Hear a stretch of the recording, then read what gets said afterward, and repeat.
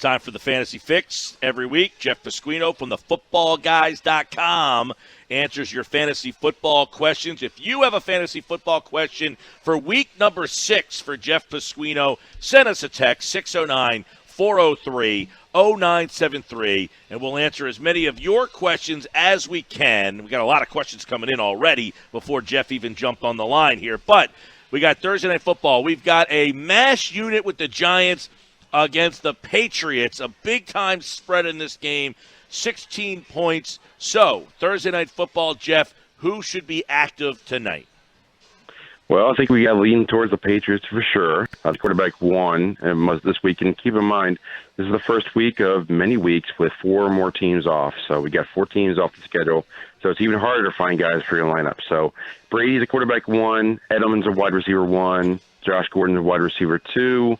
Running backs, I think you have James White and Sony Michel as both solid running back 2s, especially with Rex Burkhead is probably going to be out tonight. So on the Giants side, if you need a quarterback 2 or are desperate, I think Daniel Jones, you can make a case for a solid quarterback 2 with some upside, maybe in garbage time, but Patriots have been a great defense. So not too many Giants out there. But if you need a running back, and they're pretty scarce this week, John Hillman is probably going to get a lot of work tonight and is a solid flex option or a running back 2 in a week where there's been a lot of injuries at the position. All right, Thursday Night Football tonight. Listen to it right here on 97.3 ESPN. Let's get into some quarterbacks for Jeff Pasquino from the Football Guys. Lamar Jackson, are people figuring him out, and are you figuring that maybe he's not a fantasy number 1 QB anymore? Well, we still have a solid quarterback 1. He's a top 5 guy this week. Cincinnati's got a very fast pace of play, and it's a bad defense. So I think Jackson can be putting up a lot of numbers. He's in that running game that he has that can put up 50 to 70 yards a week, gives him a solid floor to build from. So I think he's a solid quarterback 1. All right, let's go to Gardner Minshew. Is now the time to get him into your lineup? Actually, yes. It's a perfect week to put him out there. He's actually averaging a lot of fantasy points per week basis, and we have him as quarterback number 12 this week against the Saints. Oddly enough, Jacksonville's the favorite there. I'm a little surprised at that, but I think that game could be a bit of a shootout and a little unexpected performance out of Minshew this week. All right, Jeff, what about Kirk Cousins? Somebody texted us that we didn't know what we were talking about because Cousins typically has big games against the Eagles. So is Cousins against the Eagles a good fantasy play this week? We have him in the quarterback 2 category. Yes, it's a banged up secondary. The Eagles have probably the most banged up corner pool of all. And but Adam Thielen was injured, or actually he was sick today, legitimately. He wasn't Stephon Diggs sick. He was legitimately sick. So I think that Kirk Cousins is a solid play, but he's more of a quarterback 2 this week. All right, Teddy Bridgewater had a big game last week. Is he on your fantasy radar while he's still at the helm? I think he's more of a matchup-based play, and I think Jacksonville, he's more of a quarterback 2. I think that he's more in the, if you're really the guy to plug in for the week on a bye, he's viable, but he's probably not a long-term solid option. And Drew Brees actually started to practice this week. Interesting. All right, let's go to some running backs. Jeff Pasquino, footballguys.com. Keep your text messages coming with questions for Jeff. Jeff and Ryan are compiling the best questions this week for Jeff in week number 6. All right, let's go to some running backs here. I want to get your thoughts on what about Derrick Henry and that Titans team? Such a hard team to read. They're playing Denver this week on the road. He's been very good, but is this a good spot? It's a little bit of a tougher spot. Denver's been pretty solid against the run, but Henry gets a lot of work, so he's a solid running back 2 this week. All right, let's go to, what about a guy like, all right, 2 guys I'm going to lump together. Todd Gurley, Le'Veon Bell. They were probably first-round picks. What is your 6-week overview of what these guys are fantasy-wise now? Well, Le'Veon Bell is still a running back 1. He gets a lot of work for the Jets, but it's still the Jets. That's the problem. But Sam Darnold should be back soon. He may be back. It's a little iffy this week, but Le'Veon Bell, he gets a lot of work, a lot of touches. A lot of touches means a lot of production eventually. So he's a solid running back 1. Todd Gurley is a much different story, and he may not even suit up this week. So I was going to mention, be sure that the coach is really talking up the depth of running backs that he has on the team, which is a strong sign that your number one's not going to go. So Malcolm Brown is probably going to be on the roster in most leagues, but Darrell Henderson's getting a lot of mentions, and pick him up this week. Matt Breida, if you watch that game Monday night, he looked like an RB1. What is your advice for Breida owners moving forward? That was just the perfect game for them. They blocked exceptionally well against Cincinnati. They just blew them out of the water, or Cleveland, I'm sorry. But Breida looked fantastic. 83-yard run just opened the game and just kind of built up from there. But the 49ers are kind of banged up now, both losing their star fullback and 2 offensive linemen. Breida, again, is more of a matchup play. He goes back to the flex category. Joe Mixon, another guy who had high hopes, but is that Bengals offense just holding him back? I mean, what are the Mixon owners doing now? Well, I think you drafted him so high, you got to use him. And again, the running back pool after the top 20 or so names are really, it gets kind of barren. But Joe Mixon is a running back too, again on volume. He gets the touches, just a matter of can he find the end zone. All right, Jeff Pasquino, footballguys.com, and we'll get to your questions in just a second. But let's go to – we like to try to ask guys who are kind of in that in-between tier. You guys know about the stars, but these are the guys that you might have questions on. So that's what we like to hit Jeff with. And let's go to Juju Smith-Schuster, who was a number 1 wide receiver. Where is he now? He's very quarterback dependent now. I think they're on their 3rd guy, and they're kind of shaking the tree to find a 4th for a backup. Although they're thinking Rudolph might start Monday night. The problem is it's Monday night, or it's Sunday night, and you got a late decision to make in your lineup this week. So you can't really hold out hope for Rudolph. Juju Smith-Schuster, he actually did better when the 3rd quarterback came in. So I think he's a wide receiver too, with upside in an offense that's looking for anybody to produce. What about Odell Beckham? Is he matching his draft spot?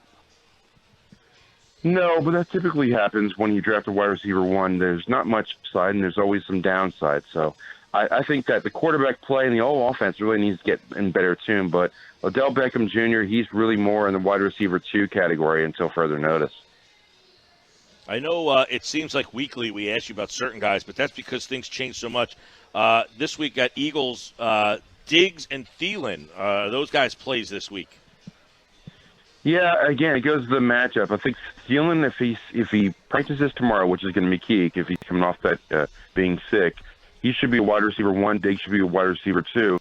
I think it's a pretty good matchup for both those guys this week.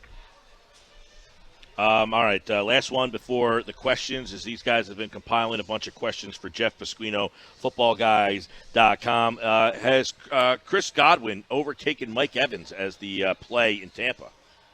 It really comes down to what the secondary is doing against them, but they're both wide receiver 1A and 1B. We have both of them as wide receiver 2s with upside, but Chris Godwin has potential to be a top 5 guy this week with a better cornerback matchup. All right, Jeff, so you mentioned Jonathan Hillman for the Giants tonight getting a lot of workload, and one of our first questions was, would you prefer Jonathan Hillman or Jimmy Graham as a flex play in a PPR league? And the person asking wants you to understand that he has a lot of injuries and bye weeks here, and that's why he's asking.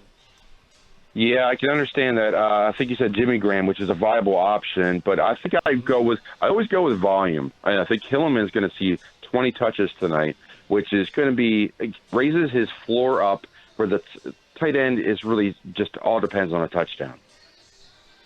All right, another one here for you, Jeff. This listener, he said, great call last week with Murray over Rodgers. He said it didn't really matter since he had Will Fuller in his lineup. Should he stick with Murray or should he roll with Rodgers against the Detroit Lions? Thank you for your help, Jeff. Well, again, Green Bay, you're welcome. Green Bay is really looking to run the ball. Aaron Rodgers is a top 10 quarterback, and he could put up good numbers against Detroit, but they want to run the ball and establish a ground game and some defense. So both Matt Ryan and Kyler Murray are top 5 quarterbacks. Both teams throw a lot. Both teams have a lot of offensive plays. They're both top 5 quarterbacks this week. All right, Jeff, buckle up for this one. The person asks you to pick 2 of the following in a PPR league. Joe Mixon, Alshon Jeffrey, Jarvis Landry, Cortland Sutton, Golden Tate, and Jamison Crowder. Crowder is an interesting name. I think you got to go with Nixon. Alshon Jeffrey has a tough matchup, but he's got a higher floor than Crowder. I think I go with Jeffrey and Nixon. All right, here we go. Here, another one for R. Please pick two. Galladay, DJ Shark, Baby Shark, Woods, or Fitzgerald?